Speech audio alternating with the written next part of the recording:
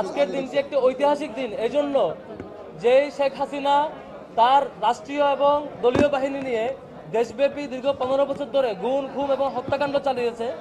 এবং গত জুলাই গণঅভ্যুত্থানের সময় শিক্ষার্থীদেরকে হত্যা করা,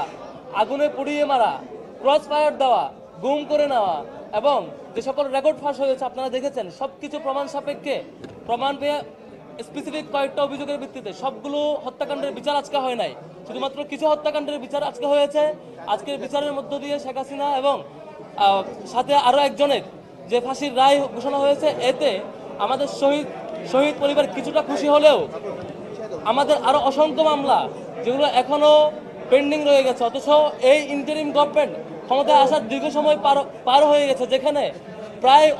প্রায় মামলাগুলো মোটামুটি লেভেলে থাকা উচিত ছিল, সেখানে আজকে আমরা অনেকদিন পরে হলেও একটা মামলার রায় পেয়েছি।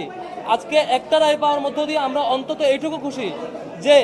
বাংলাদেশের রাজনীতিবিদদের জন্য এটা একটা শিক্ষার দিন, শিক্ষা নেওয়ার দিন, যে কেউ ক্ষমতা পেলেই, কেউ সবকিছু পেলেই তার মতো করে করতে পারবে, ফেসিবাদ হয়ে উঠতে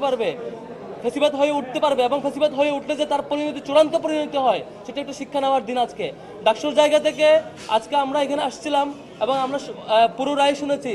আমাদের দিক থেকে আমাদের ফিডব্যাক আমাদের বিপি জানাবেন। আমরা প্রাথমিকভাবে যেই রায় ঘোষণা হয়েছে সেই রায়ে, শেখ হাসিনার ফাঁসির রায়ে আমরা সন্তুষ্ট, কিন্তু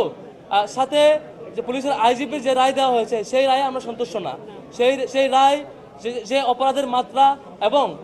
যেই রায় ঘোষণা হয়েছে সেটির ব্যাপারে আমরা ফিডব্যাক জানাবেন আমাদের ডাকসুর নবনির্বাচিত